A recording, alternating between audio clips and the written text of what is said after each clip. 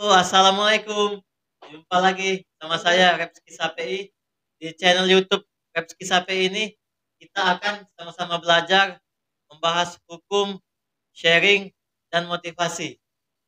Pada kesempatan kali ini, alhamdulillah kita sudah kedatangan bintang tamu yang sudah hadir di sebelah saya ini, advokat Mat Sapei Sarjana Hukum yang akan kita tanya-tanya tentang masalah pembatalan perkawinan.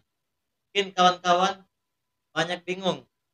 Emang bisa orang yang sudah kawin dibatalkan? Atau sudah jalan berapa tahun dibatalkan? Maka dari itu kita akan bahas pada hari ini. Assalamualaikum Pak Mat Sapei. Waalaikumsalam warahmatullahi wabarakatuh. Apa kabarnya Pak? Baik, baik. Alhamdulillah baik. Ini Pak kita jumpa lagi di channel YouTube ini Pak. Sebelumnya kita pernah buat video juga tentang masalah pernikahan yang sah menurut hukum di Indonesia. Nah kali ini Pak kita akan membahas tentang pembatalan perkawinan menurut hukum di Indonesia. Ya. Emang bisa Pak orang yang sudah menikah terus pernikahannya dibatalkan? Mohon penjelasannya. Baik, terima kasih. Terhadap suatu pernikahan atau perkawinan yang telah dilaksanakan apabila tidak memenuhi syarat dan rukunnya sesuai dengan undang-undang, maka dapat dibatalkan terhadap perkawinan tersebut. Diatur dalam pasal berapa? Kalau di dalam Undang-Undang Nomor 1 Tahun 1974 tentang perkawinan, yaitu batalnya perkawinan itu dimulai dari pasal 22 dan seterusnya. Kalau dalam kompilasi hukum Islam, yaitu batalnya perkawinan dimulai dari pasal 70. Saya ulangi, kompilasi hukum Islam dimulai pasal 70 dan seterusnya. Ini Pak, jadi sebab terjadinya pembatalan perkawinan itu karena apa itu? Soal pembatalan perkawinan itu sebab-sebabnya itu banyak sekali deh. Ya. Banyak sekali. Salah satunya biar kami bacakan di sini ya. Silakan. Ya, biar kita jelasnya. Dalam pasal 23 ya, bahwa yang batal perkawinan pasal 22 ya. Perkawinan dapat dibatalkan apabila para pihak tidak memenuhi syarat untuk melangsungkan perkawinan. Kemudian pasal 23-nya yang dapat mengajukan pembatalan perkawinan yaitu para keluarga dalam garis keturunan ke atas dari suami atau istri, yang ke B-nya suami atau istri, C pejabat yang berwenang, ya, hanya selama perkawinan belum diputuskan. Kemudian D pejabat yang ditunjuk tersebut ayat 2 pasal 16 undang-undang ini, dan setiap orang yang mempunyai kepentingan ya, secara langsung terhadap perkawinan tersebut, tetapi hanya setelah perkawinan itu diputus.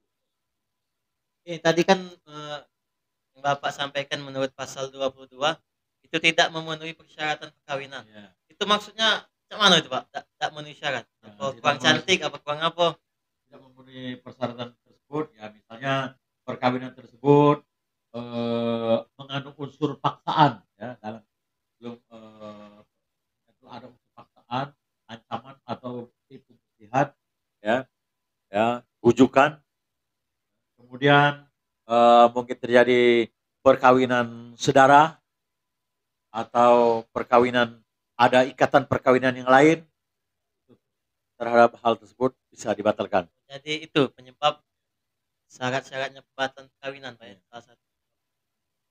Ini apa Pak? Kalau seandainya ini Pak, hanya udah jalan 2 tahun lebih dan sudah mempunyai anak 1, ya, itu masih bisa tidak Pak ngajuin pembatalan perkawinan?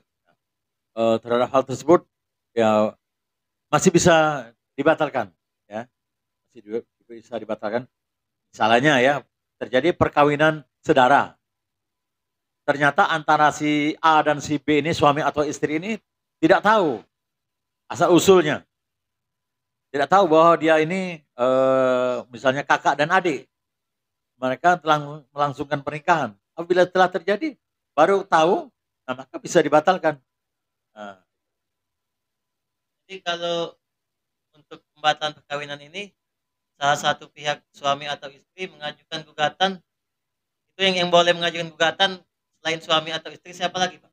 ya, seperti saya sampaikan tadi bahwa suami atau istri atau juga pihak keluarga ya, pihak keluarga seperti tadi saya sampaikan tadi pasal 23 tadi, 23. Para keluarga dalam garis keturunan lurus ke atas dari suami atau istri. Jadi Ya. kayak ibu, ayah. Ayah, kakek, ataupun ya, keturunan lurus ke atas ya, suami atau istri atau pejabat yang berwenang selama perkawinan itu belum diputus. Nah, Pejabat yang berwenang tapi contohnya? itu misalnya perkawinan tersebut belum belum dilaksanakan Belum itu kalau dilaksanakan. pejabat. Ya. Jadi Pak, kalau sudah mempunyai anak dari pernikahan itu Pak, jadi status anaknya itu yang mana itu Pak Nah, status anak? itu yang dilema itu. Tapi kalau kita kembalikan ke ini, apa, yang saya paham, jadi itu sebagai anak ibu, ya memang sangat susah, sedih. Kita sedih ya memperhatikan kalau seandainya terjadi pembatalan perkawinan karena terjadinya perkawinan saudara.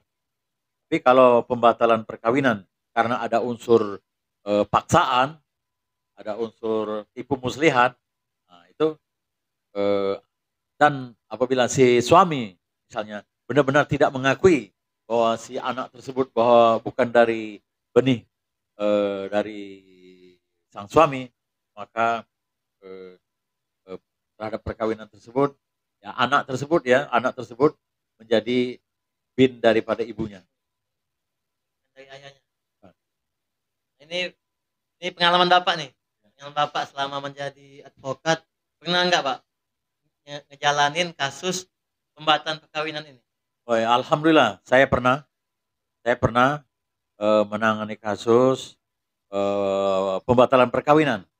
Sebenarnya awalnya sang klien kami ini datang menemui kami di kantor, mereka ingin mengajukan permohonan talak, mengajukan permohonan talak. Namun setelah kami pelajari ternyata oh ini bukannya talak, ya bukannya talak, tapi ini adalah pembatalan perkawinan.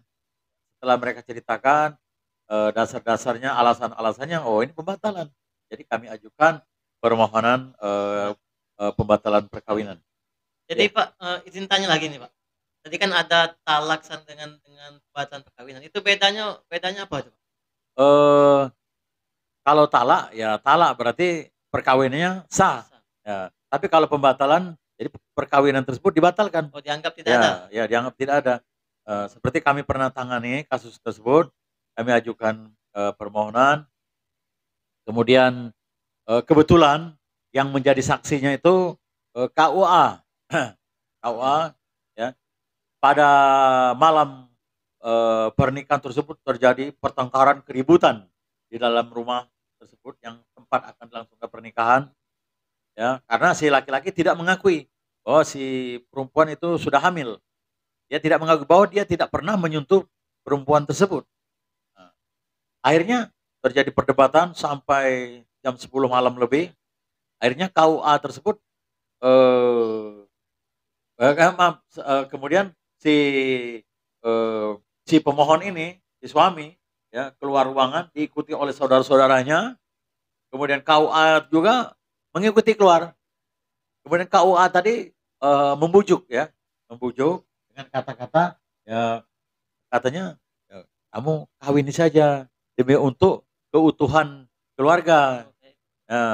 Nikahin aja untuk keutuhan keluarga. Jadi nanti 1 hari 2 hari setelah ini kau ajukan gugatan cerai. Nah, selesai katanya. Nah, akhirnya tersepakatlah akhirnya terlangsungkan pernikahan. Ternyata di pengadilan kami bisa membuktikan bahwa memang benar si suami ini yang mengajukan permohonan ini memang tidak pernah menggauli si wanita ini, dan memang saksi juga mengetahui bahwa si wanita ini, si istrinya ada hubungan yang seling pergi-pergi dengan seseorang laki-laki. Saya tambahkan bahwa mengajukan permohonan pembatalan perkawinan hampir sama dengan mengajukan eh, gugatan cerai ataupun permohonan talak, ya, sama, yaitu berdasarkan ketentuan pasal 38 ayat 2 peraturan pemerintah nomor 9 tahun 1975. Pengadilan agama, Ya. Pak. Mantap, banyak dapat ilmu hari ini sama Pak Mas Sapi. Diskusi yang sangat baik ini. Ini kayaknya butuh waktu panjang kalau untuk diskusi panjang ini, Pak. Tapi berhubung waktu kita hanya sebentar, mungkin ini pembahasan dari kami bersama Advokat Mat Sapi Sarjana Hukum. Eh, jadi kita udah tahu nih apa itu beda pembatalan perkawinan, perbedaan dengan talak. Ya, jadi untuk kawan-kawan silakan ditonton videonya dan selamat menyaksikan. Assalamualaikum warahmatullahi wabarakatuh.